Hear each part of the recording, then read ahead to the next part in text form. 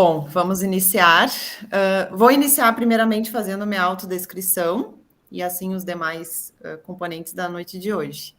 Então, eu sou uma pessoa de pele clara, olhos castanhos, cabelo comprido, liso, com mechas, e estou vestindo um blusão de gola na cor cinza escuro.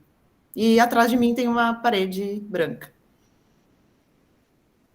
É com muita satisfação que a gente inicia hoje uma formação docente, né? Eu estou aqui representando a subcomissão de formação docente do campus Uruguaiana, e a nossa subcomissão tem um papel, né, de levantar demandas dos docentes do campus e demais campi da nossa Unipampa, a fim de trazer uma formação, uma capacitação, né, metodologias que os docentes possam usar em sala de aula e adquirir um conhecimento de formação pedagógica que às vezes falta um pouquinho na nossa trajetória.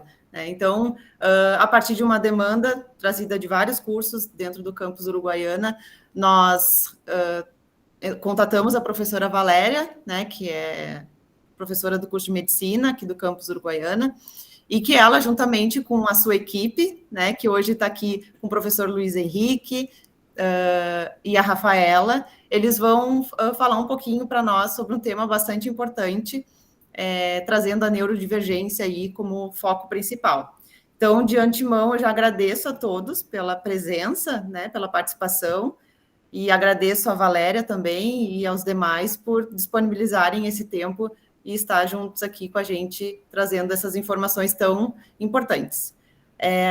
Antes de iniciar, gostaria de avisar que, primeiramente, será feita uma troca, né, de conhecimento, então será dada uma palestra, e posterior a gente abre, então, para questionamentos. Caso alguém já queira ir colocando algum questionamento no chat, a gente vai anotando, mas pretendemos abrir esse espaço, então, no final da palestra de todos. Tá? Muito obrigada. Passo a palavra para ti, Valéria. Obrigada, Paula. Quero agradecer, então, o convite da Paula, do professor Wilson, né? E dos demais componentes aí da comissão. Eu sou uma mulher branca, de cabelos castanhos, crespos, longos, e estou usando um óculos de grau, e atrás de mim tem uma cortina. Estou de blusão de lã também, que está frio aqui em Uruguaiana. Eu acho que antes de eu começar a minha apresentação, de repente, se o Luiz Henrique e a Rafaela quiserem já fazer só a sua audiodescrição. Eu sou professora de antropologia no curso de medicina do campus Uruguaiana. Oi, bom, então eu aproveito já para agradecer, né? Não tem como fazer a descrição sem pelo menos aí agradecer, né, Paula, Wilson, pessoal da comissão, Valéria, né, eu sou Luiz Henrique, eu sou uma pessoa branca, eu tenho cabelos compridos castanhos, eles estão amarrados e presos com um palito, eu tenho uma barba, né, escura, preta, um pouco grisalha, eu tô com uma camiseta preta, eu tenho um colar com uma cor mais ou menos dourada por baixo da camiseta, e no meu fundo tem uma cortina, né, ao meu lado esquerdo, e mais ao fundo um pedaço de estante, eu acho que o pessoal consegue ver, e o teto que tem uma divisória. É isso. Boa noite. Obrigada a todos, né, pela presença, a comissão, a Valéria. Eu sou Rafaela Araújo, sou uma pessoa de pele clara, cabelos cacheados, estão presos também. Uso uma camisetinha de cor roxa com amarelo claro, e atrás de mim tem uma estante, está desfocada, e uma parede branca.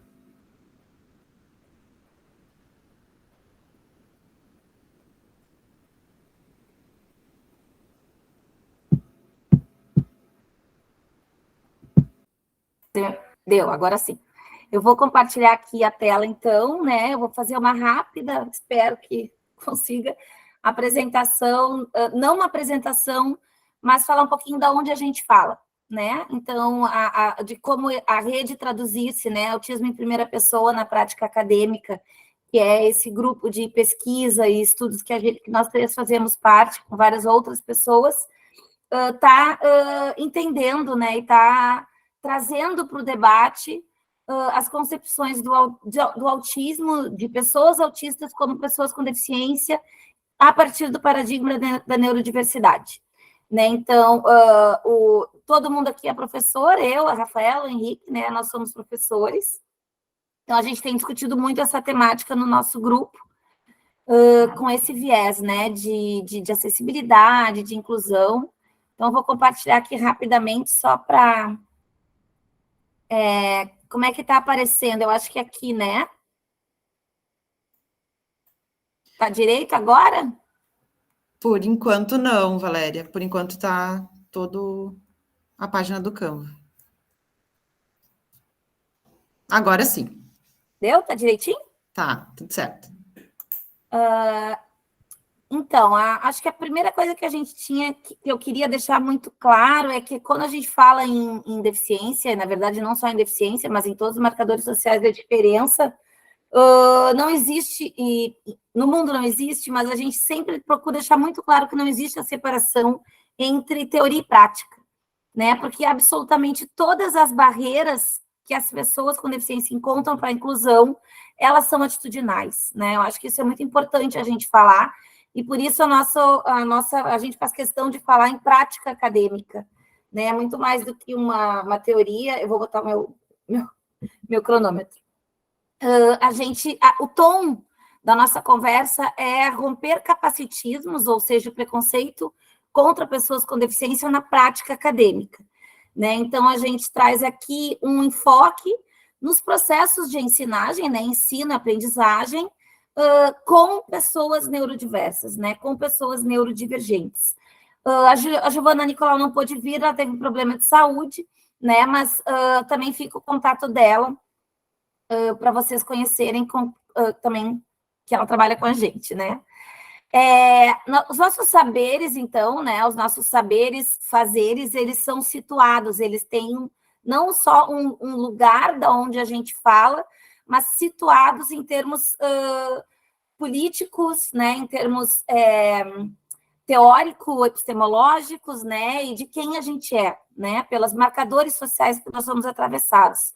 Então, a gente compartilha, né, de uma perspectiva dos disability studies, ou dos estudos da deficiência, dos estudos críticos do autismo e do paradigma da neurodiversidade, que já dá um semestre. Quem sabe aí a gente não propõe uma disciplina, né, na Unipampa interdisciplinar em breve. Uma das questões com as quais a gente vem dialogando, uma das perspectivas de mundo com as quais a gente vem dialogando, problematizando e buscando romper, né, com a lógica biomédica de explicação da diversidade, não com os saberes médicos, mas com uma lógica que está por trás da forma com que, historicamente, né, a gente vem tentando explicar, entender as pessoas diferentes da gente, né? Então, já trouxe num outro momento de capacitação no nosso programa Rizoma SUS, aqui do campus Uruguaiana, essa perspectiva desde a época da colonização até agora, não vai dar para fazer isso. Então, recortando aqui uma das lógicas, né, etnocêntricas, ou que vem a partir de um ponto de vista a nossa sociedade, né, e mensura e posiciona, né, as diferenças dentro da nossa sociedade, é o que a gente entende como a racionalidade biomédica ou a lógica biomédica, que surge em um certo momento da história, né, com a construção da medicina social, e é uma junção dos saberes da estatística, da medicina, em conjunção com o poder, né, de gestão das cidades, de gestão da saúde. Então, a gente tem nesse slide a curva de Gauss, que é aquela curva do normal, né, que a gente colocaria no centro, né, os saberes hegemônicos, aqueles saberes que estão sendo vistos como legitimados, que podem falar sobre algum assunto, no caso aqui, deficiência,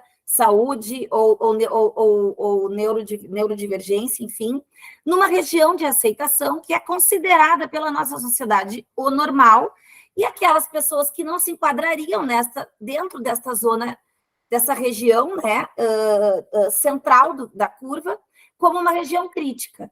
E daí vem toda uma categorização das diferenças como atrasados ou adiantados, normais ou patológicos, normais e anormais, né? E também a construção diagnóstica do mundo, evidentemente que fundamental para a gente entender, né, aonde está o sofrimento, o que nos faz mal, o que nos gera doença de fato, enfim, que piora a nossa qualidade de vida, mas essa lógica de entender o mundo, ela se expande para muito além dos diagnósticos médicos de saúde e doença. Elas categorizam corpos, categorizam formas da gente ser, categorizam formas da gente pensar, né? Então, a partir dessa lógica de explicação da diversidade humana, a gente acaba criando corponormatividades, que corpos são normais, que corpos não são, neuronormatividades, normatividades psicocognitivas e normatividades linguístico-comunicacionais. Um monte de palavra difícil, mas que, na verdade, tem uma base de explicação do mundo, que é colocar certas formas da gente ser, estar, se comunicar e socializar como se fossem as aceitáveis. E o resto a gente vai, então, patologizar e hierarquizar, ou superiormente ou inferiormente, porque tem duas zonas críticas. Mas, igual, essas pessoas acabam perdendo o direito de serem ordinárias, né? De serem vistas como iguais a todas as outras pessoas nas suas diferenças. Não vai dar para a gente entrar aqui, mas é importante a gente lembrar que todo e qualquer diagnóstico, ou toda e qualquer uma dessas normatividades tem uma história. Elas são situadas geográfica e historicamente, né? Então, a gente tem na Faculdade de Medicina, nos cursos da saúde, o famoso DSM, né? Aquele grande livro com todas as doenças e transtornos e síndromes categorizados, com números do CID, né?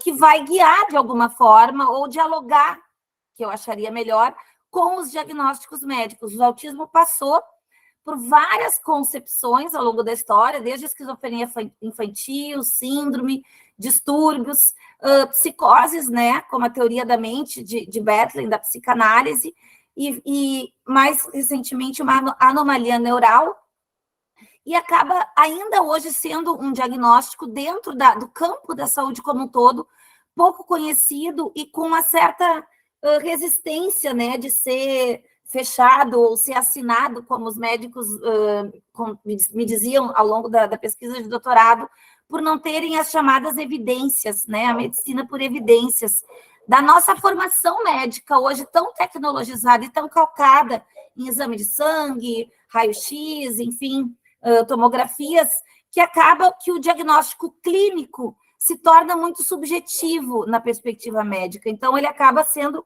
um diagnóstico fluido, considerado difícil de fechar, e acaba gerando também, por conta dos estereótipos que a gente tem na nossa sociedade, né, como o The Good Doctor, a advogada extraordinária, o Rayman, né, sempre esse autista branco, menino de classe média e com alguma alta habilidade, muito permeado na nossa sociedade, ou o autista não verbal, né, que seria centrado, né, no seu mundo pela nossa forma de entender, de não entender, na verdade, a sua comunicação. Então, a gente tem muitos subdiagnósticos de gênero, de raça e de classe social, né? O acesso a um diagnóstico de autismo no Brasil é oneroso e muito distante, né, das nossas classes populares.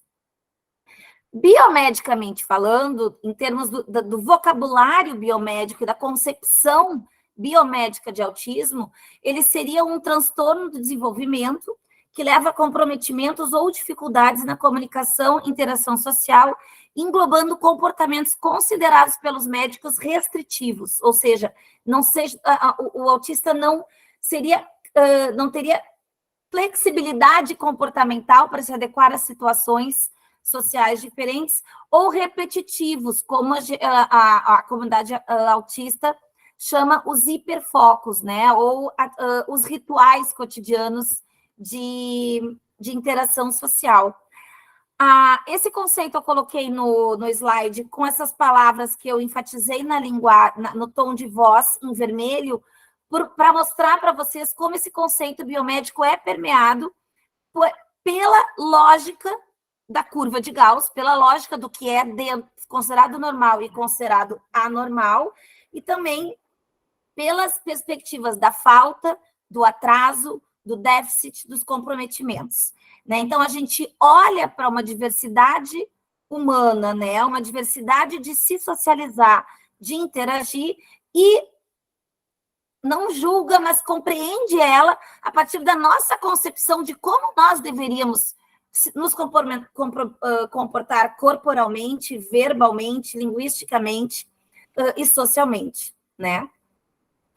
A partir de 2012, então, oficialmente, em todas as nossas legislações, o autismo é considerado deficiência, né? Mas dentro dos estudos da deficiência, dos estudos críticos do autismo há muito mais tempo. E o conceito de deficiência que nós temos hoje não é um conceito centrado apenas no corpo de deficiência, né? A gente entende a deficiência como corpos com impedimentos que enfrentam barreiras para a inclusão social.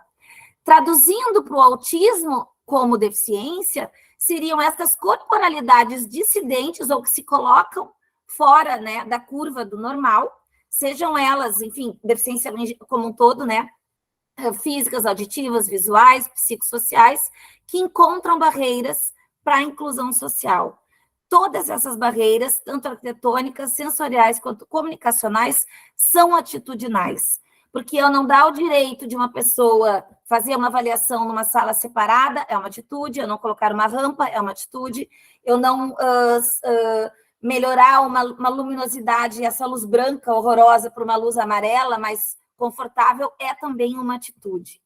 Então, a gente entende, né, dentro das ciências humanas e sociais, o autismo como deficiência num conceito que entenderia que autistas experienciam corporalidades, sensorialidades, comunicações e interações sociais neurodivergentes. Tem um diálogo aí, né? A Adriana Torres fala, é como se o mundo fosse Windows e os artistas fossem Linux, né? Um neurofuncionamento, uma experiência encarnada de mundo diferente, que encontra barreira à sua participação plena em sociedade, porque nós temos uma sociedade de normose, né? Uma fixação no que nós consideramos normal.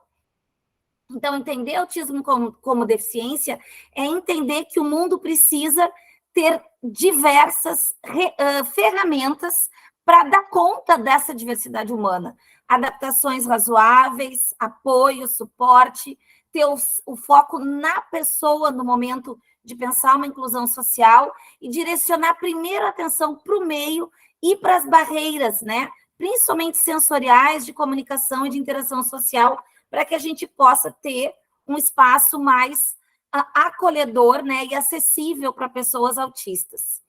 A gente também entende, e não é uma contraposição, é uma complementação, elas não se opõem, a deficiência como uma diversidade, portanto, o autismo como uma neurodiversidade.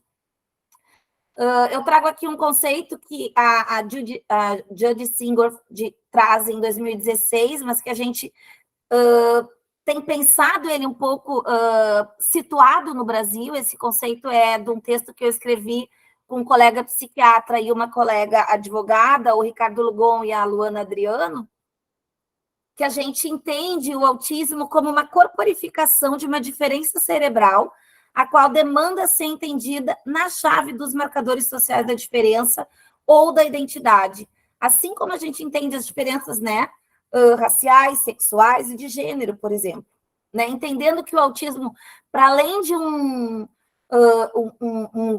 diagnóstico muito ele se torna também um autodiagnóstico, ele se torna uma forma das pessoas se compreenderem no mundo, né? Então, ele está também dialogando na chave das identidades sociais. Aí eu tenho só alguns exemplos de como a comunidade autista tem dialogado com as ferramentas biomédicas, né? Construído, inclusive, ferramentas pensadas a partir, né, desta experiência encarnada, desta forma de ser autista, ferramentas, né, para compreensão, né, de como esse espectro do autista a gente consegue, de alguma forma, identificar né, essas diferenças nas pessoas para se autoconhecerem, para que outras pessoas conheçam essa diversidade de estar no mundo e a gente consiga, então, fazer uma inclusão de fato, né? Então, tu tem testes que vão mostrar como no espectro, quando a gente conhece uma pessoa autista, a gente conheceu uma só pessoa autista. Eu acho que os meus colegas situados no espectro vão falar a partir dessa perspectiva, né? Eu só quis trazer aqui, muito brevemente, um pouco da onde, academicamente, teórica e epistemologicamente, a gente tem situado, né, a nossa perspectiva para compreender a deficiência e o autismo.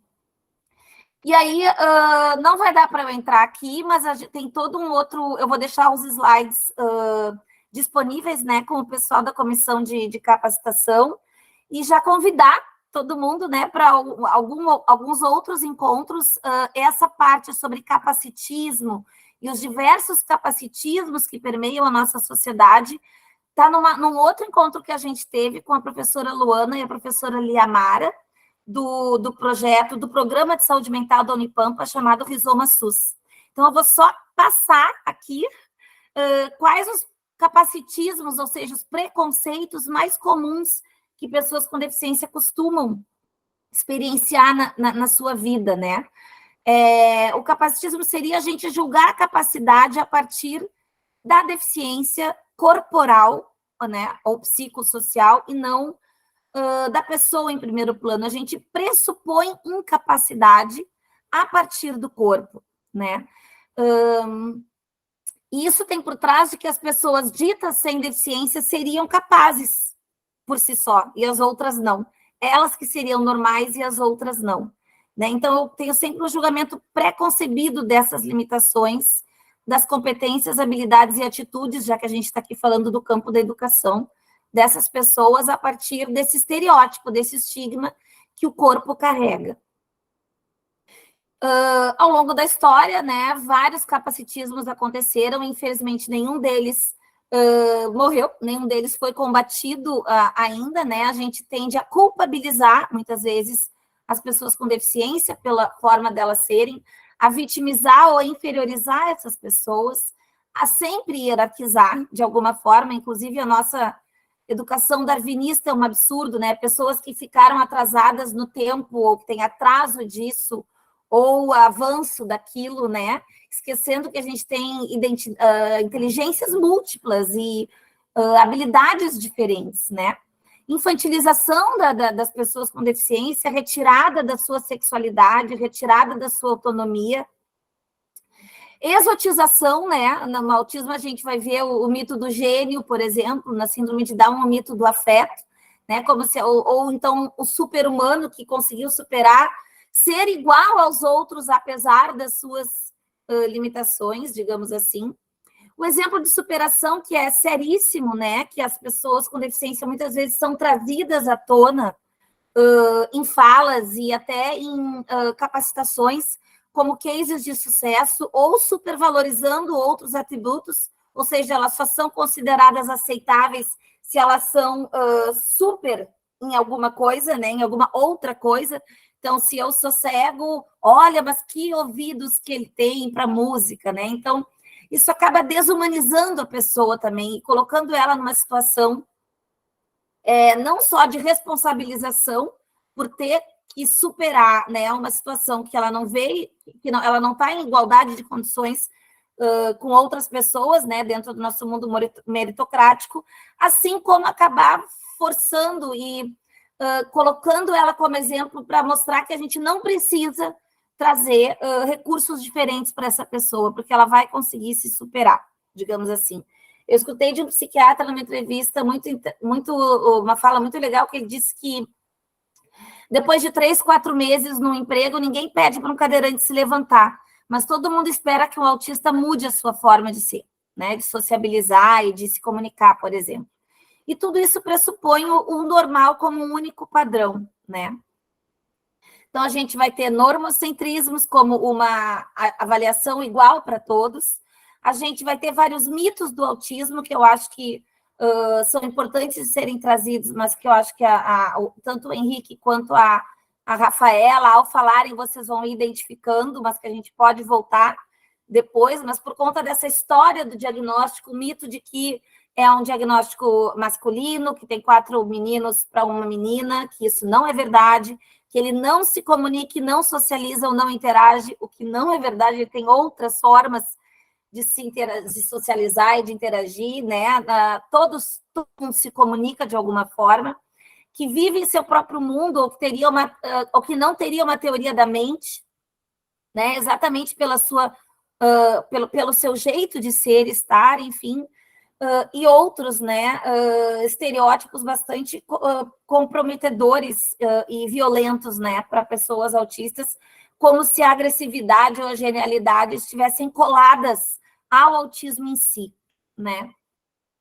Bom, e aí a gente teria que entrar e, obviamente, falar de acessibilidade, né? Mas não é o tema da fala de hoje. Só queria trazer que foi com as teóricas feministas que a gente traz um novo conceito de acessibilidade que problematiza essa ideia do nosso mundo de que a gente tem que ser autossuficiente, né? Que autonomia significa independência, como se nós não fôssemos seres sociais, né? Que todos dependemos de algo ou de alguém para alguma coisa, né? Então, a interdependência é trazida nos estudos da deficiência e nos estudos críticos do autismo como uma qualidade das relações humanas. E a acessibilidade não apenas como uma tecnologia instrumental, né? Mas uma tecnologia social. Não existe inclusão se eu não entender a acessibilidade a partir de uma ética do cuidado e a partir da justiça da deficiência. E aí, para finalizar, eu trago esse conceito, então, da acessibilidade com aquela famosa figurinha, né? Dos 3 meninos que querem assistir a um jogo, mas um é muito alto, um tem média altura e um é bem baixinho. Então, para que todos tenham acesso a assistir ao jogo, eu vou precisar proporcionar, a sociedade precisa, num coletivo, né? Então, professores e colegas da sala de aula entenderem que não é privilégio a gente proporcionar recursos didáticos, metodológicos, pedagógicos, e seja qual for, para que a gente acesse a acessibilidade a partir do conceito de justiça da deficiência, que é fundamental para a gente entender uma educação inclusiva de fato, né? Esse conceito da Mingus, que diz que acessibilidade seriam técnicas e tecnologias físicas, sensoriais, comportamentais e cognitivas, pensadas e praticadas tendo como paradigma uma definição mais ampliada de acessibilidade, baseada no acesso universal, não como universal igual para todos, mas universal que caiba ao maior número de corpos e de diversidades humanas possíveis, e na ideia da justiça da deficiência. Eu vou passar essa contracartilha para vocês. Ela é um material que a gente produziu, né, a partir dessa perspectiva de uma acessibilidade estética e de uma acessibilidade, de uma contracartilha. Não tem receita de bolo, né? Não tem pílula mágica. Acessibilidade não é só monitor, acessibilidade não é só ter recursos para tecnologias assistivas, né? Eu queria só finalizar com esse conceito da contracartilha, finalizar pela 3ª vez, com esse conceito da contracartilha, porque a gente escuta muito, né, no campo da educação, assim como no campo do mercado de trabalho, que é onde eu comecei a trabalhar há 15 anos, mais ou menos, né, que já existia, não existia nem metade do que a gente está falando agora de debate, que a ideia de que a acessibilidade, a inclusão, ela é sempre relacional e situacional e contextualizada com os recursos humanos e tecnológicos daquele momento. Então, se a gente não tiver essa transformação de si, né, de se posicionar no mundo, quebrando, né, o mito da meritocracia, o mito da igualdade e não a necessidade de entender a igualdade como equidade, a gente não vai se transformar, né, o que a gente tem aí dessa sociedade excludente que a gente tem. E não é discurso, né, teórico, isso tudo é sentido na prática cotidiana de milhões de pessoas, né? Então, é por meio da experiência, do contato com corporalidades múltiplas, que todos envolvidos se reinventam, descobrindo formas de estar juntos que sejam acolhedoras às diversidades corporais, às deficiências. As pessoas que já incorporaram um ethos da acessibilidade estão abertas a se transformar e ampliar seus próprios padrões perceptivos, cognitivos, comunicacionais e corporais, a partir da relação com pessoas com deficiência e seus modos singulares de existência. Não é necessário saber tudo sobre as especificidades do outro. As acomodações nascem das interações.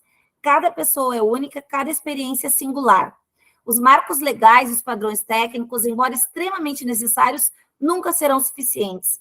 É preciso uma mudança de atitude, no comportamento, na disponibilidade para se transformar, para fazer as coisas de outro jeito, com base na relação com o outro e no modo como se é interpelado e movido pelas diferenças. Então, a gente tem falado e a gente pesquisa com pessoas com deficiência. Nós temos na Rede Traduzir-se essas relações de interdependência, né? Com pesquisas que buscam uma emancipação social, tendo como centro, ou como foco, ou como sul, para não dizer norte, né? Descolonizando a nossa própria perspectiva normativa, um aleijamento da academia, né? A teoria aleijada, que é como nomeiam Marco Gavério e Anaí Guedes de Mello, a Creep Theory, que embasa os estudos críticos da deficiência e do autismo, que entende aleijar no sentido de descolonizar, mutilar, deformar e contundir o pensamento hegemônico sobre deficiência, acesso e inclusão, né? Provocando-lhes, pelo menos, fissuras. Um mundo em 20 minutos, em 15 minutos. Mas, enfim, um pouco o que eu tinha para trazer. Ai, que dor! Cada slide é uma aula, uma disciplina, um encontro aí de muitas horas, mas acho que eu vou já, então, passar a palavra para o Henrique. Obrigada, gente.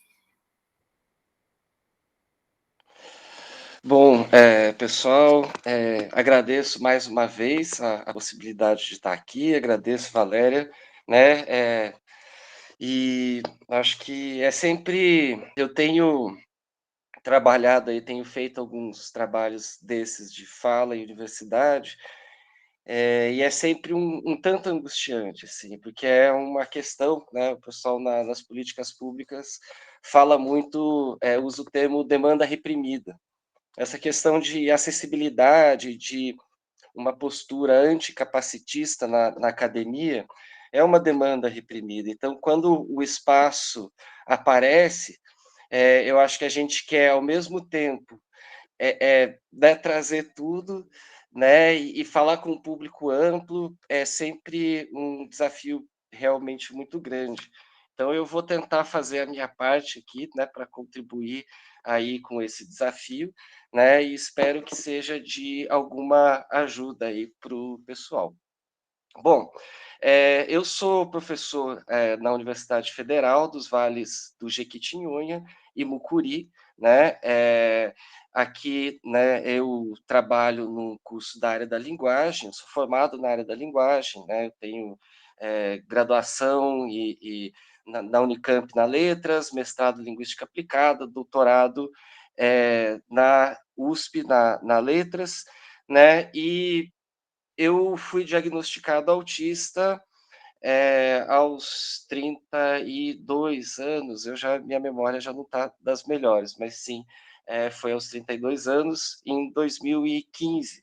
Eu já era professor aqui na universidade, então eu costumo pensar sempre nesse elemento, que é um elemento da onde parte muito a minha curiosidade acadêmica em relação a esse tema, né? Porque quando eu fui diagnosticado autista, eu, do ponto de vista biomédico, né, a Valéria já trouxe um pouco desse glossário, eu era uma pessoa com um déficit na área da linguagem, né? Então a gente sabe que do ponto de vista biomédico, o DSM fala, né, que os indivíduos autistas têm déficit de linguagem que pode variar da ausência total da fala passando por atrasos na linguagem, compreensão reduzida da fala, fala em eco, até linguagem explicitamente literal ou afetada.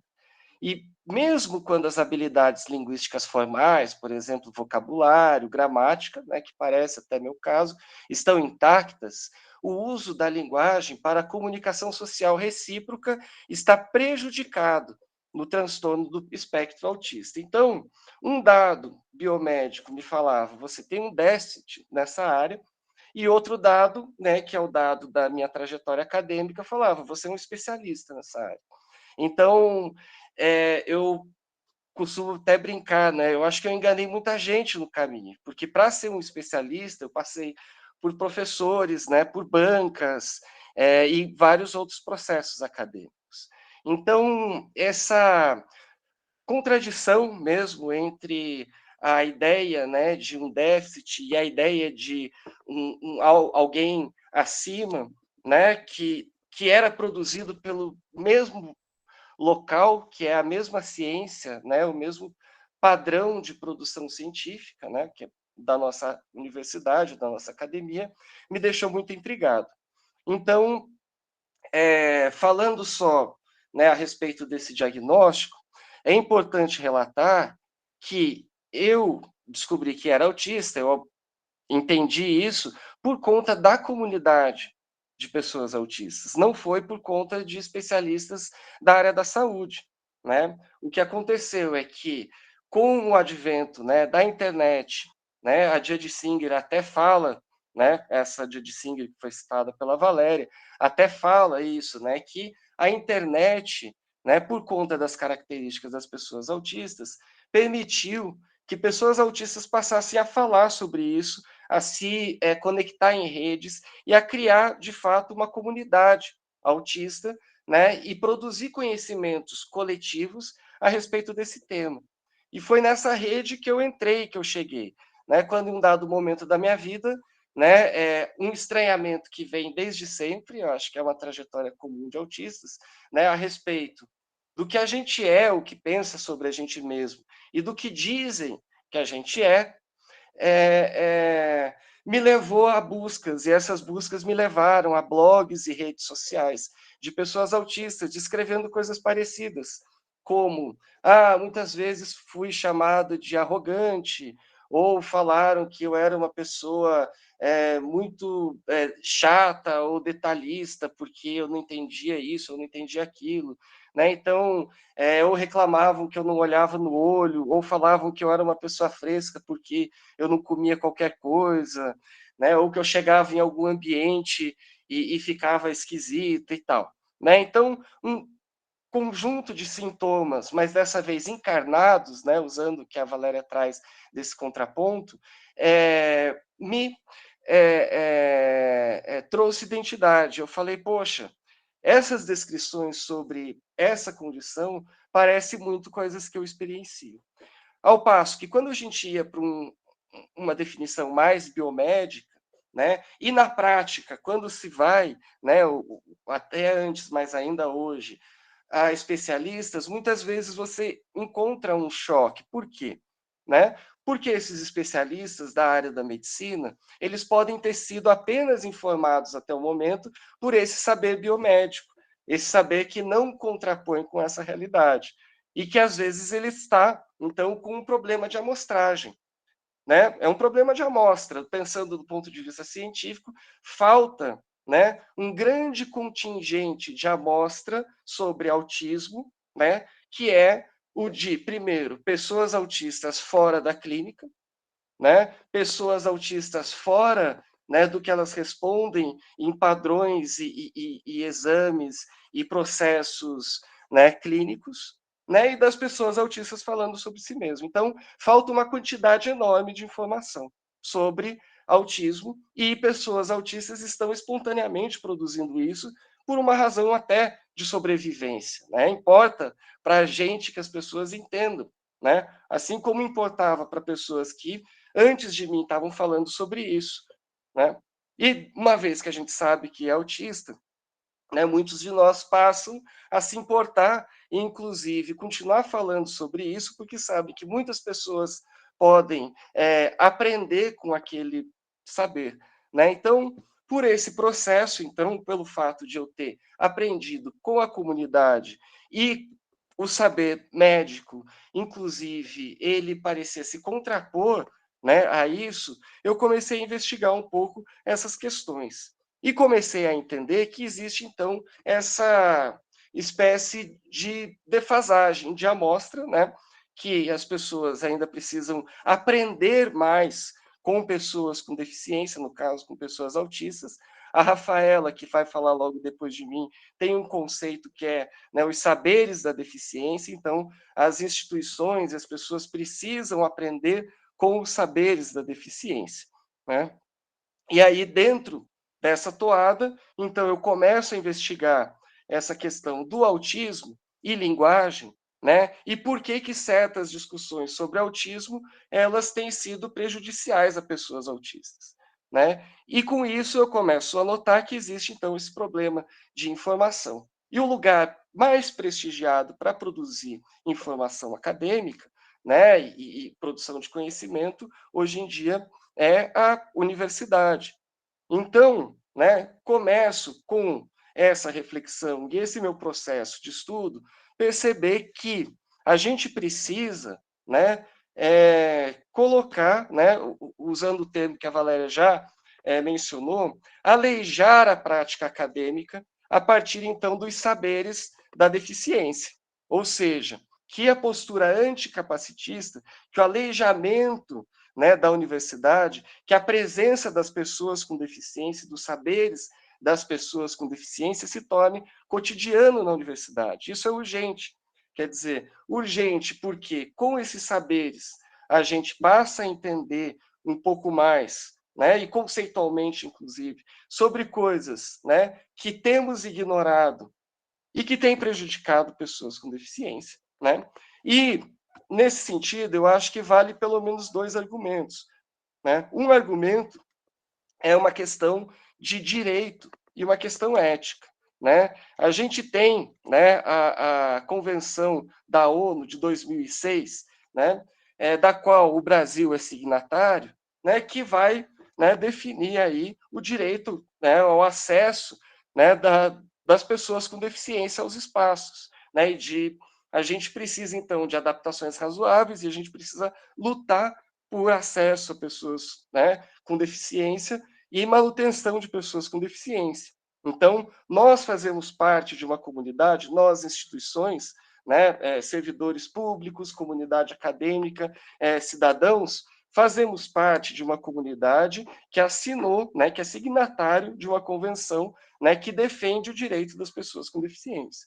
Mas não é só por uma questão legalista, é também uma questão que eu vou chamar aqui de ontoepistemológica, ou seja, né, essa questão de a gente precisa, né, mudar o nosso modo de pensar a partir desses saberes da deficiência. A gente precisa conviver com saberes da deficiência até para pensar coisas como acessibilidade. Então, quando a Valéria fala, né, dessa questão de ethos, de acessibilidade, né, muitas vezes, por que a fórmula não vai servir? Né? Então, porque, às vezes, por exemplo, um autista pode ter uma hipersensibilidade auditiva, né? E ela, né? E o mesmo autista pode ter, na mesma sala, um autista pode ter uma hipossensibilidade. Então, o que vai funcionar para um não vai funcionar para outro. O problema é que muitas vezes, quando a gente pensa acessibilidade, né, inclusão, educação inclusiva, a gente de novo, né, reitera a ideia de que não é que a gente precisa transformar a sociedade, não é que a gente precisa aleijar a academia, a gente só precisa fazer um puxadinho para colocar mais gente, né? Mas a verdade é que a gente precisa transformar, a gente precisa modificar o modo como a universidade tem, e a educação, de modo geral, tem sistematicamente pensado a educação como algo massificado, né? Como se seus sujeitos fossem homogêneos. E vejam, essa crítica a uma educação massificada, homogeneizante, ela não é uma crítica que pode só vir dessa ideia de uma teoria creep, de um aleijamento né? Ela pode vir, ela já vem de uma educação popular, da ideia da educação dialógica de Paulo Freire, né? Ela já vem, inclusive, né, dessas reflexões sobre múltiplas inteligências, inteligências múltiplas, né? Ela já vem, por exemplo, num teórico como o Rancière, que tem, né, um filósofo francês, tem um livro chamado Mestre Ignorante, quer dizer, a ideia de que a universidade e a educação precisam se transformar já está posta, já está dada, só que a gente até agora não fez. Só que quando entra, né, por conta de uma razão histórica, né, por conta de leis que permitem os direitos das pessoas com deficiência serem efetivados, por conta de uma mudança de diagnóstico, onde autistas começam a saber mais que são autistas, a gente começa a ter que colocar isso em pauta, né? Então o problema entra, né? Assim, e a questão, o tensionamento entra. O que fazemos hoje, né? Que a gente ouve muito essa fala de eu não fui capacitado para trabalhar com pessoas com deficiência na minha formação, então eu não sei o que eu vou fazer. Vejam, gente, eu fiz uma licenciatura, né? Tem muitos professores universitários que dão aula e nem fizeram uma licenciatura, o que na prática significa que eles não foram capacitados, né, para dar aula, né, no sentido estrito de uma instituição formal certificou que eles tiveram aula de licenciatura, né? Então, quando você entra e dá aula para o ensino superior, né, e não se sente né, incapaz de dar essa aula, mesmo não tendo feito uma licenciatura, né, esse questionamento não aparece, né? Eu tive uma licenciatura, essa licenciatura ela é pensada para a gente trabalhar com os anos finais do fundamental e ensino médio. Então, eu também não fui capacitado para dar aula para adulto. No entanto, eu dou aula na universidade. Então, quando a gente pensa nessa questão do ethos de acessibilidade, acho que a gente pode pensar por aí e tentar começar a inverter essa lógica, né? Então, nós precisamos, né, de pessoas com deficiência na universidade para ajudar, né, a universidade passar a pensar diferente, passar a pensar acessibilidade diferente, educação diferente, né? A gente precisa dessa contribuição, né? Além de a gente ter, né, eu falo a gente na condição de servidor, né, público também, né, uma dívida histórica, né, com uma população historicamente alijada. Então, tem muitas razões para a gente começar a mudar a nossa postura. Né? E mudar a nossa postura, eu acho que é desde o início perceber isso. Né? Como que, historicamente, a gente não incluiu esses saberes e como isso gera uma espécie de círculo, né? Do medo, né? Do que fazemos agora. Né? Então, eu gostaria de encerrar a minha participação, né, nesse momento, agradecendo, né, e fico aí à disposição, né, no momento da conversa, para qualquer coisa que vocês julgarem necessário. Muito obrigado. Obrigada, Henrique. Obrigada, Henrique. Rafa, por favor, sinta-se em casa. Estão me ouvindo? Bom, eu acho que é extremamente importante a fala do Henrique, né, em relação a como que nós, autistas, produzimos conhecimento, como que nós estamos nessa dicotomia, né, entre, ora, é uma pessoa autista que, ok, consegue ser um super-homem, como a Valéria falou, ora é uma pessoa incapaz. E aí é bem interessante nós refletirmos sobre como que se dá, né, esse capacitismo estrutural e estruturante, sobretudo à luz da educação. Então, vou falar numa perspectiva de pessoa com deficiência da área da educação, sobretudo de políticas públicas, currículo. Mas, quando nós falamos em educação, não é apenas a educação da academia, e sim a educação social, em que reverbera e perpassa, reproduz esses capacitismos à luz da consciência ingênua. Né? Vou trazer o conceito do Álvaro Vieira Pinto, que é uma reprodução de um conhecimento da outra pessoa, em que a sociedade não toma um diálogo para pensar o porquê de determinadas ações. Então, quando nós falamos de educação, é a educação na academia, é a educação nos lugares em que nós frequentamos, é a educação familiar. Então, o conjunto da educação, ela traz muito significado.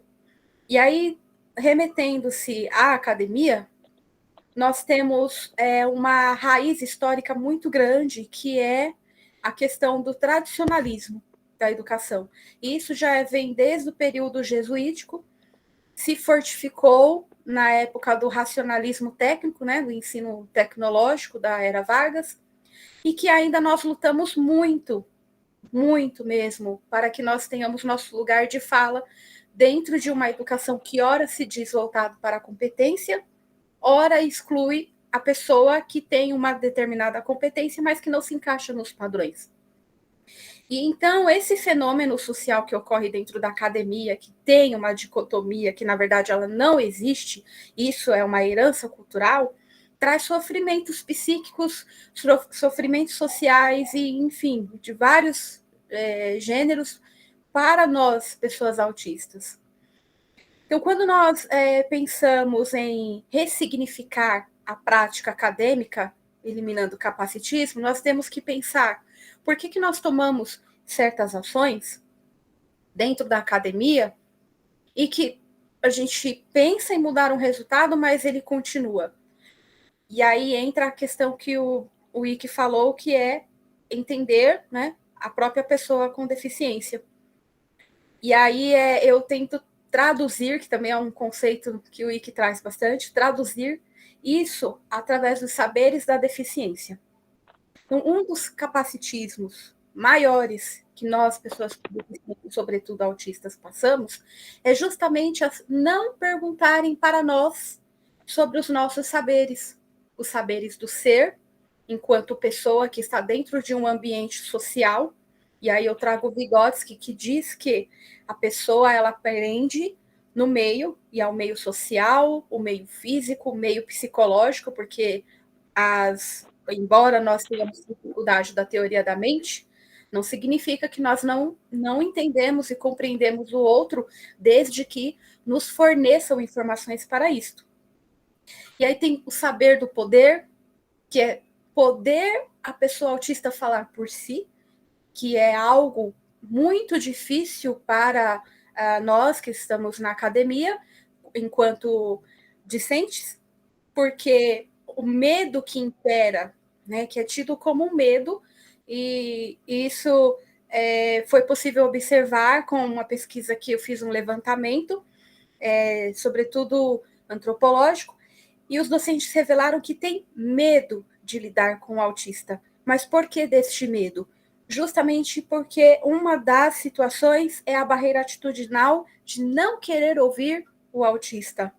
Ora porque ele é tido como arrogante, como o Ike disse, o professor Henrique, ora como o medo e a insegurança de ter que mudar toda uma herança cultural histórica dentro da educação, que foi construída de uma maneira dicotômica, que ela não existe, ora a insegurança da prática pedagógica, né, do seu conhecimento histórico. E tem também os saberes do ser, compreender que o autista, ele é uma pessoa, um ser, que ele tem a sua bagagem cultural.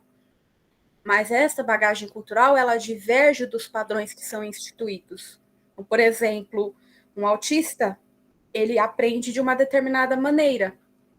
Mas o que é instituído nas academias é um padrão normativo em que avalia-se apenas uma competência. Então, quando é instituído este modelo, exclui-se todos os saberes do ser da pessoa autista, do poder e do saber, que é o próprio saber que a própria pessoa autista tem em relação dela com o mundo que a cerca. E esse capacitismo que inviabiliza a participação plena deste autista vai de encontro com o direito que é constitucional, né? Um direito educacional, o desenvolvimento pleno da pessoa humana. Então, é muito complexo, muito difícil falar esses conceitos, que é muito amplo o debate, mas algo que nós precisamos pensar é por que a academia acaba reproduzindo uma postura cultural diante de tantas falas gritantes de autistas e pessoas com deficiência. Uma delas é justamente não ouvir esta pessoa. Então, eu vou dar um exemplo prático, né, que acontece com frequência. Atualmente, nós trabalhamos, né, com competências e habilidades diante da nova Base Nacional Comum Curricular dentro das escolas, dentro das academias. Embora os cursos da área da saúde não falem exatamente da competência e habilidade, elas estão ali reverberando, né? E aí, quando tem uma aula que ora o professor diz que é prática, ora diz que é teórica, ele desconsidera que a pessoa autista, a pessoa com deficiência, ela tem um modo de entender e interpretar o mundo. E que não existe a ideia entre teoria e prática. Ela é uma praxis.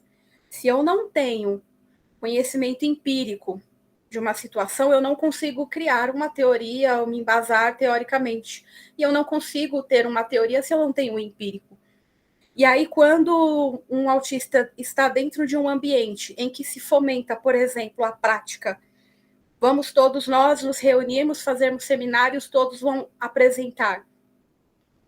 Nós, da comunidade autista, tem muitos que se sentem violentados, este é o termo, violentados psicologicamente por saber que tem uma dificuldade na comunicação. Outros não. Outros gostam de se expor à sua maneira, uma maneira excêntrica, cometido. Então, há uma divergência neste público, mas não significa que eles não têm o seu sofrimento. E aí, ora, uma outra prática acadêmica está lá, vamos nos embasar da teoria, só teoria. E aí tem um autista, uma pessoa autista que tem dificuldade de lidar ali com o abstrato, ele vai mais para a prática do manuseio. Então, são competências diferentes. E aí, quando nós temos um ambiente social, seja ele na academia, na sociedade, que exige uma performance diante de um modelo, além de nós negarmos o direito desta pessoa, do acesso e a permanência, nós estamos perpassando uma ideologia que já vem de longa data, desde o racionalismo técnico, e ainda estamos criando novos preconceitos, que eles vão criando raízes a ponto de dizer que uma pessoa autista ela não tem empatia, ela não pode casar porque ela tem dificuldade de relacionamento, ela não pode ter filhos, e aí gera esses absurdos, né? Porque se existe autista, é porque algum autista teve um relacionamento e gerou uma criança. Uma das situações bem complexas também é a questão da inteligência, sobretudo em autistas femininas. As mulheres têm um sofrimento muito grande por conta do masking. Nós temos que analisar um ambiente, observar como que o pessoal se comporta, as meninas, sobretudo, né, como que elas lidam naquelas relações, e aí tentar imitar e ficar algo robotizado, e aí depois nós pegamos o discurso, as palavras do outro, internalizamos para nós. E aí, quando a área da saúde nos diz, olha, você não tem nada porque você olha nos olhos, porque você interage, e isso não é autismo. Só que tem um grande problema nessa seara, que é o sofrimento psíquico que nós temos. Porque o autista, ele não é incapaz de interagir. A diferença é que nós temos que ter muito mais elementos para poder interagir.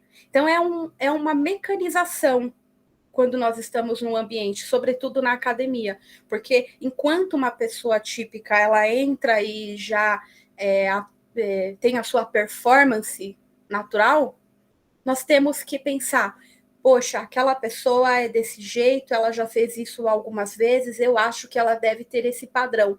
E isso é constante, é um sofrimento enorme. Então, aí, dentro da educação não formal, que é aquela educação que nós temos na comunidade, na igreja, na padaria, dentro desses ambientes, nós sofremos porque são muitas informações em que nós temos que lidar, e quando chega num ambiente restrito em que nós deveríamos ter o suporte, a acessibilidade para transformar a sociedade, nós não temos. Ou seja, nossos saberes são desconsiderados.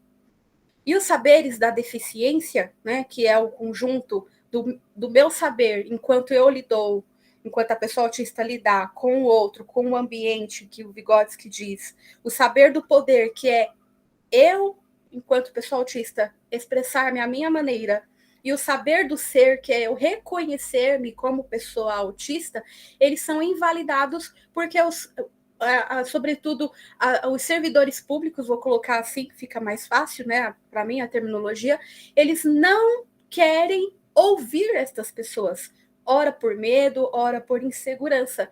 E isso vai reverberando nesta sociedade que nós vivemos, em que um médico olha e fala, olha, você não é autista segundo o livro tal, você não é autista por causa disso e disso e disso, mas esquece de ouvir verdadeiramente a pessoa. Por que você se acha autista? Porque você tem dificuldade de relacionamento? Sabe aquele relatório descritivo? Daí a importância do modelo social. Porque é no modelo social em que o outro nos escuta e nos dá espaço para sermos quem somos e dizermos o nosso poder, aí sim nós temos menos problemas em relação à acessibilidade, porque a acessibilidade ela é construída através do entendimento do outro. Um fone de ouvido, para mim, não é o mesmo recurso de acessibilidade para um outro autista que gosta de ouvir sons, que gosta de uma luz extremamente forte. Então, como que nós vamos promover a acessibilidade se nós não procuramos entender e escutar o outro? Como que uma pessoa pode dizer como que um autista deve se comportar, sendo que cada um tem o seu jeito de ser? Então, eu gostaria de deixar essa coceirinha cerebral, igual eu falo para os meus colegas, sobre por que temos tanta dificuldade de falar de acessibilidade. É isso, pessoal. Obrigada pelo espaço. Super obrigada, parceria de sempre, Rafaela e o Luiz Henrique. Eu acho que eu passo a palavra para a professora Paula e o professor Wilson, que estavam acompanhando o chat. E vou mandar depois, por e-mail, para a Paula, uma lista de mitos a serem desconstruídos, porque não vai dar tempo de falar. Mas muitos, né? Eu acho que esses mitos da docência de como é, né? Sempre foi assim, mas aqui é assim, mas a minha metodologia é essa, né? E a gente esquece que o foco está na pessoa, né, Paula? Tipo, a gente trabalha aqui no curso de medicina com a medicina centrada na pessoa e está esquecendo de pensar as pessoas em primeiro plano de fato, né? Eu sou paulo-freiriana, que nem a Rafaela e o Luiz Henrique, né? E como essa acessibilidade situacional, ela é fundamental quando tu coloca a deficiência na cabeça, que a gente fala, o Pedro Lopes. Se tu tiver com esse ethos disposto a ser construído, a inclusão de fato disposta de ser praticada, quando tu chega numa sala de aula e diz todo mundo em roda, porque eu quero uma sala de aula horizontalizada e não hierarquizada. E aí, na situação e naquela relação, tu esquece de ver a diversidade, tu esquece que pode ter um aluno autista que se sentiu exposto. Porque agora está todo mundo olhando para ele. Então, assim, como dar conta disso? Só convivendo, dando espaço e construindo junto, né? naquela situação, relacionalmente naquele momento, com aquelas pessoas, sabe? Então, vamos acabar com essa balela do eu não estou preparado, eu não sei, porque, gente, a internet está cheio de conhecimento. Tem muito blog de neurodiversidade, tem muita produção de conhecimento na internet, está lotado. Se a gente quer, nas metodologias ativas, que os nossos alunos sejam protagonistas, a gente tem que começar dando exemplo. A gente tem que ser protagonista da nossa sala de aula, né? Horizontalizando e diversificando essa sala de aula, assim, ó, porque casa, escola, aluno, professor, esse toma lá da cá, a gente ficou nos anos 40. Desculpa falar, me conhece, às vezes eu fico braba, mas é que a gente tem que parar com isso, sabe? Não leva a nada, é improdutivo. Sacou? Era isso. Tinha que falar. Ótimo, Valéria. E eu percebo, né, pelo conhecimento de vocês, eu imagino a indignação, né, e a vontade de querer fazer mudar. E, assim, excelentes palavras, né? Acho que a gente precisa disso, nós que não temos esse conhecimento, e acho que não por não ir buscar, né? É porque realmente a gente se depara com essas situações e acaba tendo que lidar com isso de uma hora para outra. Então, acho assim, ó, o professor Luiz Henrique, excelentes palavras, acho que a gente conseguiu, assim, fixar muita coisa importante. Rafaela também, né, o teu testemunho, né, de como você se sentem, de como isso é importante, né, e dessa divergência, de que cada um tem um jeito e a gente não pode tratar tudo como igual, acho extremamente importante. E eu comentei com a professora Valéria, agora falando um pouquinho da prática, né, nós como docentes aqui na instituição, e já abro para quem quiser também participar dessa e perguntar, aproveitar essas pessoas aí que estão hoje. Comentei com a professora Valéria que um semestre passado, se eu não me engano, eu quis fazer uma metodologia diferente em sala de aula, e eu tinha um discente que tinha, né, o espectro autista. E eu não me dei conta no dia, né? Eu fiz a atividade com todo mundo, era uma atividade em grupos, e fiz. E aí eu vi que a pessoa estava mais introspectiva e perguntei, vamos lá, por que não está ajudando? Vamos trabalhar, procura tal coisa. E aí eu vi que me respondeu assim, professora, mas eu prefiro trabalhar sozinha. Né? E aí eu me senti assim, poxa, eu não me dei conta disso, sabe? Não me dei conta de ir atrás, de perguntar, quer fazer dessa forma ou tu prefere fazer de outra forma? Mas às vezes, eu falei também para Valéria, às vezes eu fico naquela, será que se eu for falar e perguntar se a pessoa quer fazer de outra forma, eu vou estar excluindo, né? Vou estar, de certa forma, né, fazendo uma diferença com relação a isso. Então, eu até queria saber de vocês, né? Quando a gente faz esse tipo de metodologia diferente, o que vocês preferem, né? O que seria mais interessante para a gente conseguir manter aquele aluno na metodologia ou, né, manter ele ativo ali no que a gente está querendo fazer? A Rafa e depois o Henrique. Professora Paula, vou chamar assim, tá? Fica mais confortável para mim. Bom, uma das coisas que eu observei enquanto eu fazia o levantamento etnográfico, né, desses docentes, né, de várias regiões do Brasil, foi justamente esse medo. Será que eu vou ofender? Será que eu vou gerar um desconforto? Só que é o contrário, porque quando um professor ele se abre para perguntar ao discente, olha, como você prefere que eu lhe explique? Você prefere por imagens, por som? Esse ambiente está confortável para você? É impressionante como cria-se um vínculo ali, porque estabelece-se uma confiança. Ora, a professora, ela se importou comigo. E aí, essa empatia que é dita que autista não tem, cai por terra. Porque ali inicia-se a aprendizagem no ambiente social que o Vygotsky tanto fala há muito tempo e que todo mundo carrega embaixo do braço, mas ninguém pratica. É muito mais ofensivo chegar numa sala de aula e coloca lá uma metodologia sem perguntar do que perguntar e um autista entender literalmente. Porque se ele entender, ele vai perguntar, é isso mesmo que você está me dizendo? Não entendi, é isso mesmo? Então, a comunicação, ela é falha justamente porque um não quer entender o outro.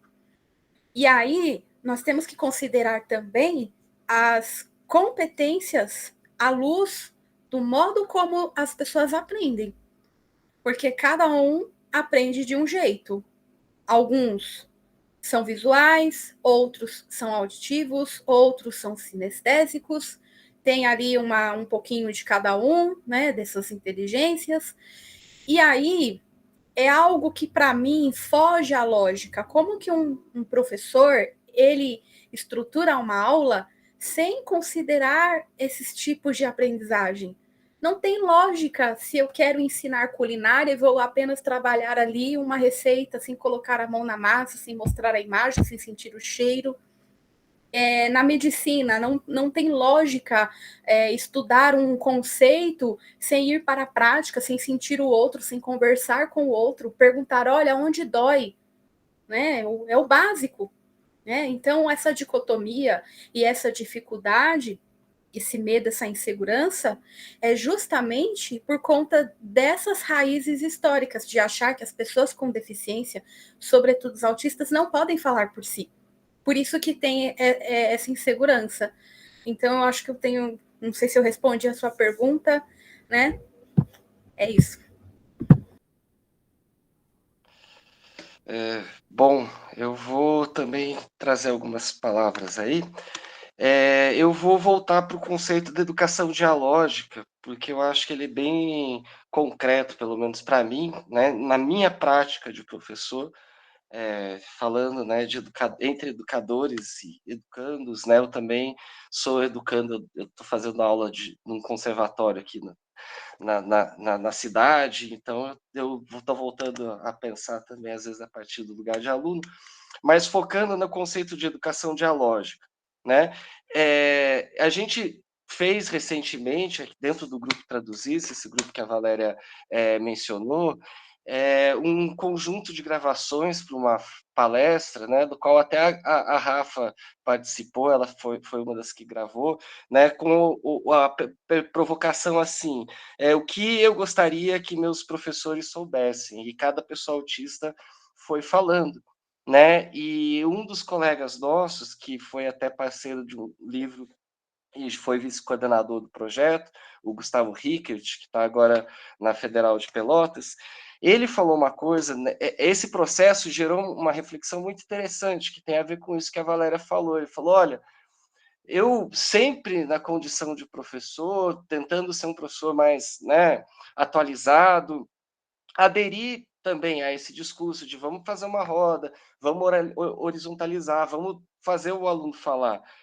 Quando eu fui fazer uma formação, eu mesmo percebi que tinha coisas como essas que me deixavam desconfortável. Estou parafraseando, não era exatamente assim, mas para a gente ver também que a gente que também tem um diagnóstico adulto, a gente também foi atravessado por certos discursos, por certas fórmulas, né? É por isso que a Valéria fala de decolonizar. Todos nós, né? A gente não está num lugar sagrado ou fora do atravessamento. Todos nós estamos num processo coletivo de tentar rever e revisar nossas posturas. Então, voltando para a educação dialógica, o que isso para mim tem a ver? Né? Eu acho que diálogo na educação dialógica é diferente de conversação ou de bate-papo, ou de troca de turno, né? Pensando na área da linguagem. A gente acha que diálogo, muitas vezes, é eu falar, o aluno responder, eu falar, o aluno responder. Às vezes, uma aula expositiva de várias horas pode ser o que o aluno precise naquele momento, porque ele precisa, às vezes, ter acesso, sei lá, a certas informações teóricas que não chegaram a ele até então, e que aquilo não permite, às vezes, pensar outras coisas. Então, fazer uma aula de uma hora expositiva, se o aluno tem essa demanda, porque você percebeu, porque você conhece seu aluno e sua turma, é uma resposta dialógica. Né? E às vezes você ficar forçando uma conversação é uma ação antidialógica, porque você não está em conversa, em diálogo. Então, essa questão dialógica seria, na verdade, uma abertura para o outro. O diálogo ele é uma abertura para o outro nesse sentido de para a alteridade, para o desconhecido. A gente só educa quem a gente não conhece. Todo ano, todo santo ano, chegam pessoas que a gente não conhece. e que a gente pode tentar vir a conhecer, ou que a gente pode falar, não é da minha alçada conhecer, eu estou aqui para transmitir conhecimento, então eu vou criar um imaginário de quem são essas pessoas, elas têm que se vestir nesse imaginário, porque quem tem poder sou eu, e assim a gente toca. Então, se uma educação ela for realmente dialógica, a pessoa com deficiência ela é apenas mais uma pessoa diferente e que vai trazer, né, como o Paulo Freire diz, né, a gente vai aprender uns com os outros na construção daquele objeto. Né? Então, eu acho que... E aí a gente vai ver quem que define o que é ruído, quem que define o que é atenção. Então, você vai saber, às vezes, a pessoa ela pode ficar mais confortável de ficar quieta em sala de aula e escrever depois. Ela pode ficar desenhando, né? Ela pode estar aqui, eu posso estar aqui assim, ó. E as pessoas vão falar, nossa, esse aí, no meio da palestra, não está prestando atenção. Mas quem disse que isso não é para me regular? Né? Então, quem perguntou para mim, isso aí está te ajudando? Ou chegou a pensar, às vezes não pode perguntar, né? Também atrapalha, sei lá, desconcentra, mas cogitou, teve essa abertura para imaginar que se a pessoa está ali na palestra, não desligou, não foi embora e está fazendo isso, será que não tem um motivo? Então, essa abertura dessa educação dialógica, que eu acho que conversa com essa noção de ethos, de acessibilidade, que a Valéria falou. Eu acho que eu penso pelo menos nessa direção e tento seguir essa direção como alguém que também aprende e que também está atravessado pelos mesmos discursos, né, que formaram todos nós. É isso.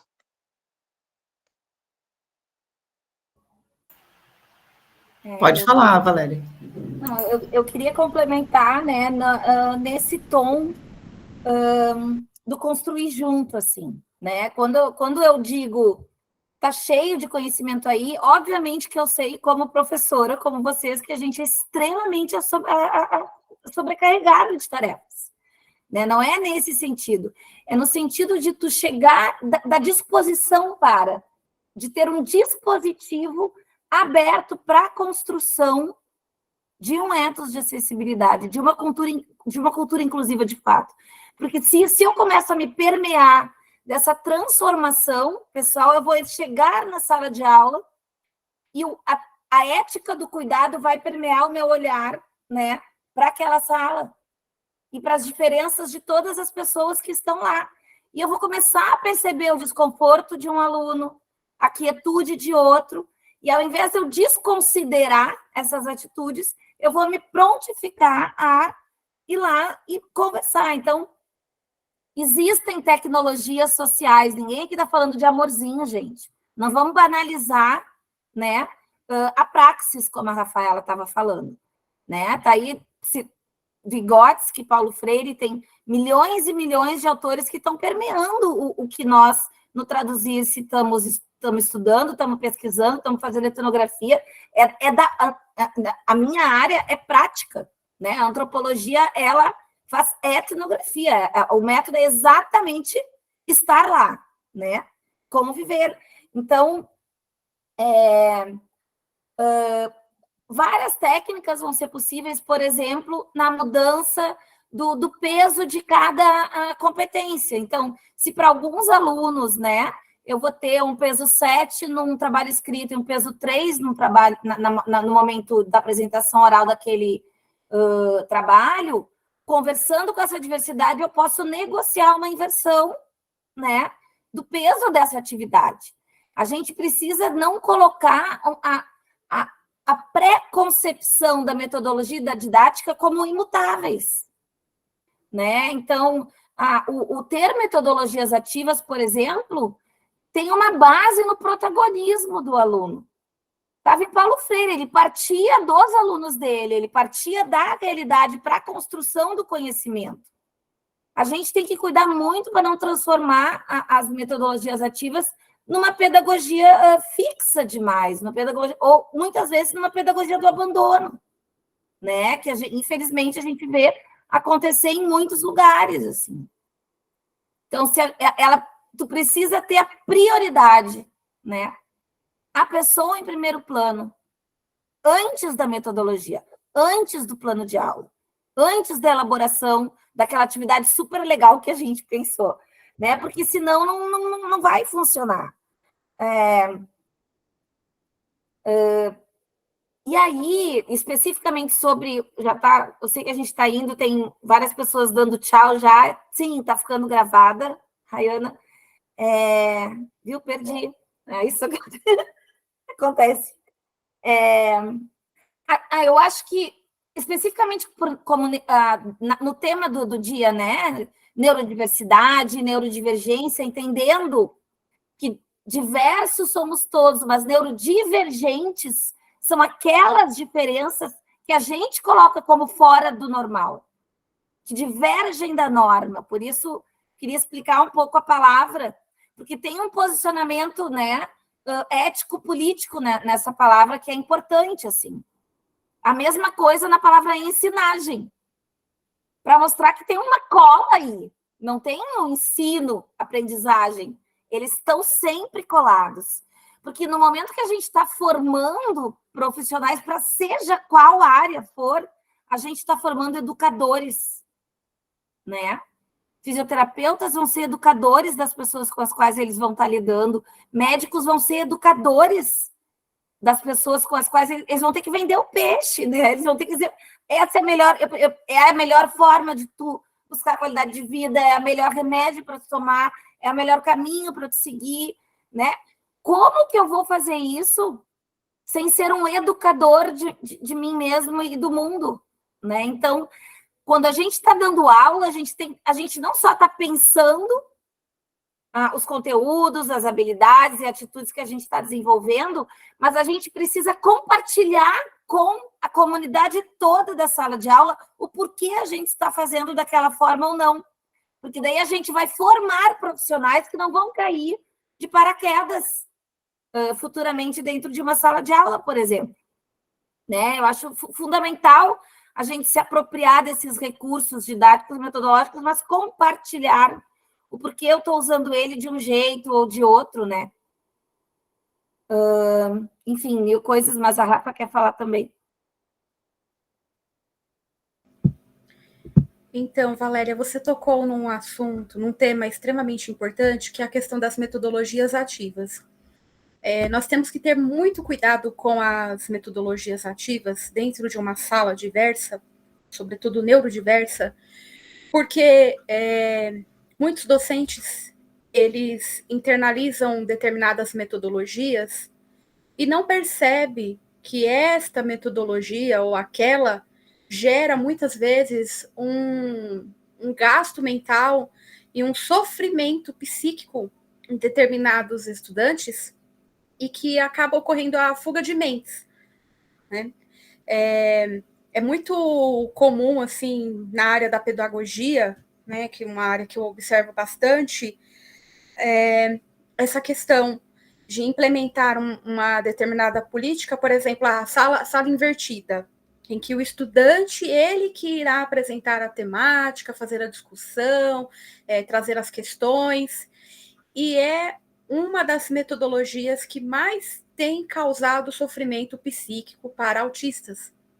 Porque nem todo autista quer se expor, porque ele vai gaguejar, porque ele vai olhar para o chão, porque ele vai ficar hora parado tentando buscar a palavra correta, porque ele não entende determinado contexto cultural que está ali acontecendo, um determinado olhar que um colega fez e ali já perdeu o foco, porque ele quer entender o porquê daquele olhar. Então, olha só a carga psicológica que um autista terá numa sala de aula invertida, porque ele vai perder o foco. E aí eu vou dar um exemplo prático de mim. Eu não consigo estruturar um pensamento olhando para a pessoa. Eu vou olhar para qualquer lugar, mas eu não consigo. Eu vou olhar para o chão, para o teto, porque é uma questão biológica. Quando eu olho, eu vou tentar entender o que a pessoa está dizendo com aquele olhar, com aquela face, e aí acabou. Então eu vou olhar para um determinado ponto. E aí, quando um autista ele se vê diante de uma sala invertida em que ele tem de dar o seu melhor, ele vai fazer tudo errado, porque foi uma metodologia imposta. A competência que ele tem de explanar um conceito que poderia ser escrito, poderia ser uma videoaula gravada, em que ele mesmo fez ali, um tipo de áudio jornalístico, enfim, existem várias maneiras de expor né, um conhecimento, sem necessariamente ser uma metodologia ativa em que vai ferir psicologicamente essa pessoa. Então, olha só, é algo gravíssimo que nós temos que pensar, porque do ponto de vista ético e político, é um direito deste estudante ter garantido a sua aprendizagem. É um direito dele. Se ele escolheu estar naquele ambiente, ele tem de ter essa garantia. E mais, é uma violência psicológica, uma violência simbólica, que em determinados casos pode até gerar um PAD, um processo administrativo disciplinar, porque o professor se recusa a abrir o seu repertório didático, e nisso ele fere os direitos desses estudantes a ponto até de colocar para fora da sala de aula. Olha, você vai para fora porque você não interage, porque você não presta atenção, eu vou diminuir a sua nota porque você não deu a performance a qual foi exigida. Então, é algo muito grave. Eu acho importante falar sobre isso. Eu queria complementar a fala da Rafa, lembrando que a gente tem um outro mito que a gente coloca como inquebrável e inquestionável, que é o famoso perfil do egresso. Né? O mundo é diverso, gente. Dentro de todos os cursos que a gente está aqui, a gente está formando pessoas naquela área, pessoas que podem vir a ser pesquisadores, produtores de conteúdo, médicos de família, fisioterapeutas em clínicas particulares, fisioterapeutas em times de futebol, que venham vir a trabalhar em equipe, que venham vir a trabalhar sozinhos, entende? A gente tem um mercado de trabalho extremamente diverso no mundo.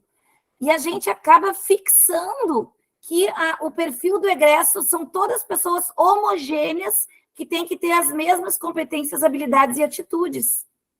Isso já não é verdade para pessoas que não têm deficiência, para pessoas sem deficiência. Isso é violento e excludente e muito mais grave para pessoas com deficiência, porque é nós que temos que mudar, né, esses parâmetros, porque as pessoas são como elas são. Então, o lema da Abraça, da Associação Brasileira pelos Direitos Autistas desse ano é: terapeutas, me ajudem a ser como eu sou, parem de querer me moldar para ser como tu é. Né? Então, a gente precisa pensar urgente as práticas de reabilitação, por exemplo, também. Será que a gente não está projetando uma imagem única, ao invés de estar provendo essas pessoas com ferramentas para que elas desenvolvam as habilidades que elas vão ter como futuros profissionais? Né? Então, há pouco nós tivemos no curso de fisioterapia uma reunião que eu trouxe uma outra parceira de trabalho, uma fisioterapeuta cega, para contar quais foram as adaptações que ela precisou, quais foram as que ela não precisou, né? E lembrar que, bom, também cada pessoa cega é uma pessoa cega, assim como cada pessoa autista é uma pessoa autista, né? Mas que todos nós vamos sair formados de diversas formas, com diversas, umas habilidades mais próprias, maiores, mais envolvidas, digamos assim, e outras menos. E o mito de que a gente tem que se desenvolver sozinho, né, precisa ser quebrado. A gente tem que positivar o conceito da inter-relação humana. Né? Ninguém está sozinho nesse mundo. Ninguém sobrevive a um curso da graduação sem rede de cuidado, gente. Está todo mundo adoecendo. A gente tem presenciado no campus Uruguaiana pessoas tendo meltdowns, em crises de ansiedade em sala de aula, em crise compulsória de choro, porque tinha uma avaliação naquele dia. Isso não precisa acontecer, não pode acontecer. Estudar é para ser prazeroso, né? É legal estudar, gente. Não, sabe? Não, a gente não precisa disso. O mundo já é bastante cruel. Acho que o professor Ilson levantou a mão. Para ser um pouco indelicado, eu acho que o assunto foi excelente. O Luiz Henrique, a Valéria, a Rafaela, enfim, a Lenice, a contribuição de vocês foi maravilhosa, mas infelizmente a gente tem regramentos, né? Até em função do próprio tradutor de Libras, a gente tem os horários pré-definidos, E agora, a gente até está estourando, já passamos 6 minutos do nosso horário, então eu deixo assim a palavra final para o Luiz Henrique, Valéria, Rafaela, para a gente encaminhar. Inclusive, o chat está muito rico de manifestações do pessoal todo se manifestando, trazendo experiências e contribuindo, e foi uma das capacitações melhores que eu pude participar e vivenciar, pelo menos organizada aqui pelo nosso campus Uruguaiana.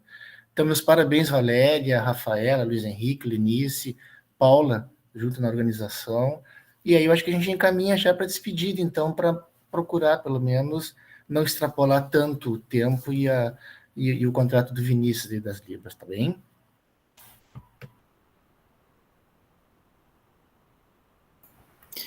Bom, eu posso iniciar agora, eu vou dar uma palavrinha final, então. A gente ficou desse quem pega, apertei aqui, então peguei. Eu agradeço, né? Agradeço a oportunidade. Realmente são sempre muitas questões, a gente sempre fala muito e fica com a sensação de que tinha muito mais para falar, sim, mas isso é sempre muito bom, é o início de um diálogo, né? Eu fico à disposição para os diálogos, para outras oportunidades, para conversa, né? Quem quiser conhecer o nosso trabalho, a Valéria aí eu acho que é a pessoa mais indicada para mediar aí, né, nossos contatos e tal, tá? Então, apenas isso aí, né? Agradeço aí Vinícius, agradeço Paula, Ilson, Rafaela, Valéria e todo mundo que teve esse ímpeto e também essa paciência, né, de permanecer nesse diálogo e colocar aí se permitir a certas provocações. Então, um grande abraço aí a todo mundo e reitero que fico à disposição. Gente, eu coloquei no chat o link para o Instagram, né, do nosso grupo de pesquisa aqui de Uruguaiana, que se chama Grupo de Pesquisa em Neurodiversidade, Autismo e Deficiência. Nós somos hoje 15 no grupo de pesquisa e 7 pessoas neurodivergentes, né, todos alunos da medicina. São 5 autistas no grupo e mais uns 4 ou 5 neurodivergentes que foram se chegando, né, um pouco no tom do que o Wiki disse, fui procurando a comunidade para sobreviver. E também o canal do YouTube, que a gente já fez, né, uma capacitação, um encontro anterior, junto com o Rizoma SUS, com a pergunta: o que você queria que seu professor soubesse? Que os nossos alunos do campus de Uruguaiana falaram com muita coragem, né, com muito empoderados, assim. Eu achei, foi um encontro muito legal, que contou também com a Ana Cândida e a Gisele Salgado, que são mais 2 colegas do Traduzir-se, que também estavam nesse encontro, mediando essas falas dos alunos e trazendo a experiência delas. Inclusive, a Gisele Salgado e a Gigi Labirinto, que tá comentando ali no chat. Né? E a Candinha também foi muito importante esse outro encontro. Eu já mandei o link para vocês da gravação no chat. Quem quiser assistir, então, tá lá. Em breve vamos alimentando a página, tá? Estamos aos pouquinhos, tem 2 bolsistas e os outros todos são voluntários, então aos pouquinhos a gente vai alimentando lá de conteúdo para a Unipampa também. Obrigada o convite. Muito obrigada. Obrigada, Valéria. Obrigada, Luiz Henrique, Rafaela, Vinícius e todos que tiveram presentes nessa noite. Acho que foi grandiosa. Tem ali as palavras no chat. E a gente fica imensamente feliz, né, por vocês terem aceito essa proposta e a gente ter adquirido todo esse conhecimento na noite de hoje. Muito obrigada, gente. Tenham uma boa noite.